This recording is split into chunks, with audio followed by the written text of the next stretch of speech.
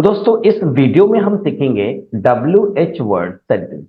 जैसे आपको पता है व्हाट, व्हेन, विच, वेयर से शुरू होने वाले जो वर्ड्स होते हैं, जो सेंटेंस होते हैं, उसको हम WH वर्ड हमारे में कहते हैं। रूल आपके सामने रखा हूं।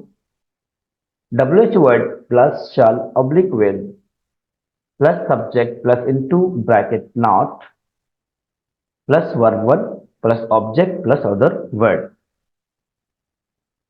लिख लीजिए एग्जाम्पल। एग्जाम्पल्स हम लोग ले रहे हैं। नंबर वन, तुम वहां क्यों जाओगे? जैसे को सवाल करते हैं हम लोग ना, ये फ्यूचर के सारे सवालात हैं। तुम वहां क्यों जाओगे? Why will you go there? तुम वहां क्यों जाओगे? तुम वहां क्यों खाओगे?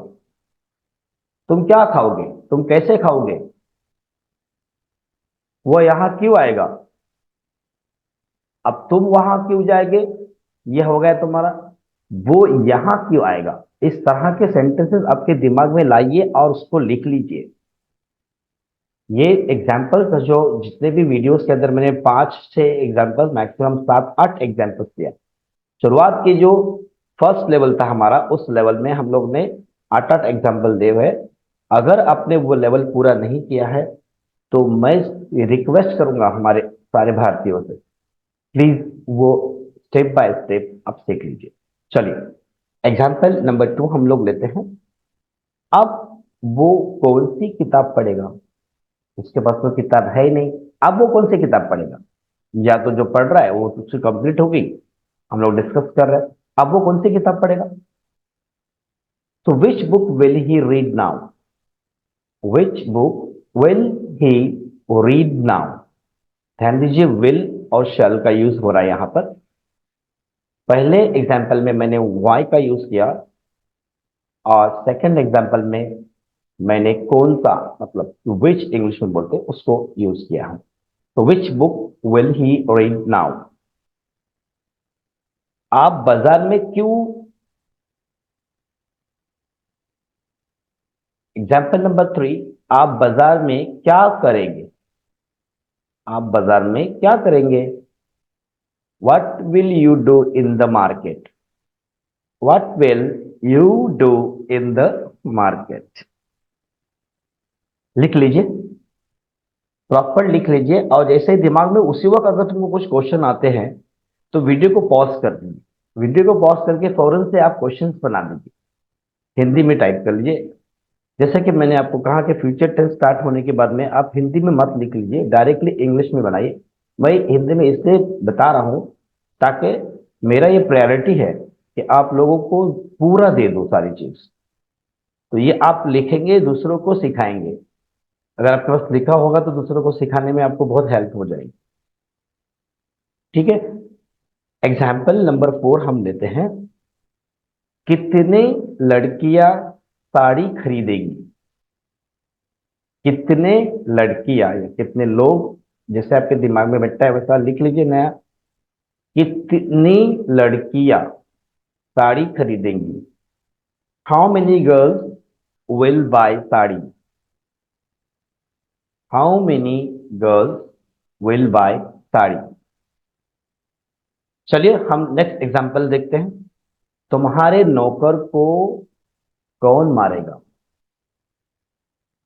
आपके नौकर को कौन मारेगा? तुम्हारे नौकर को कौन मारेगा? Who will beat to your servant?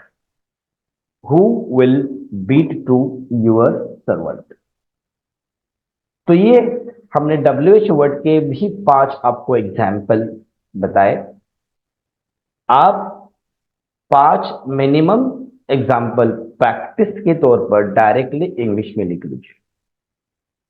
Right in English, think in English, right in English. मुझे पूरा उम्मीद है, मुझे काफी लोगों के मेल्स आते हैं कि सर अब हम लोग को हिंदी लिखकर बोलने में समझ में नहीं आते, हम लोग डायरेक्ट इंग्लिश में लिखते हैं। तो इतना आसान है इंग्लिश बोलना।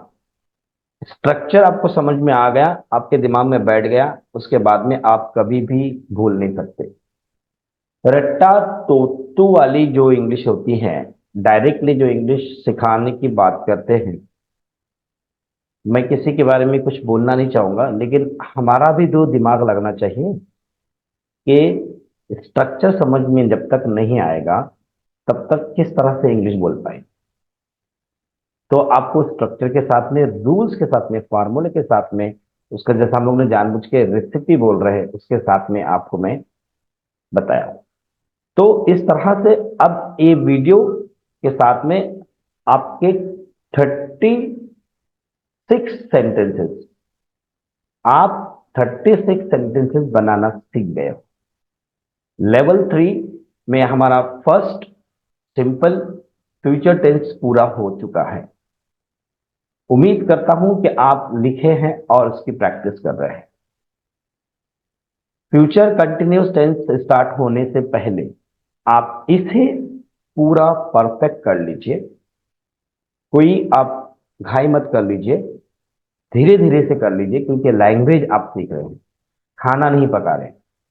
लैंग्वेज सीखने के लिए थोड़ा वक्त दीजिए। चलिए, तो फिर अगली वीडियो में हम लोग मिलते हैं। फ्यूचर कंटिन्यूस टेंस सीखेंगे उसमें। Thank you.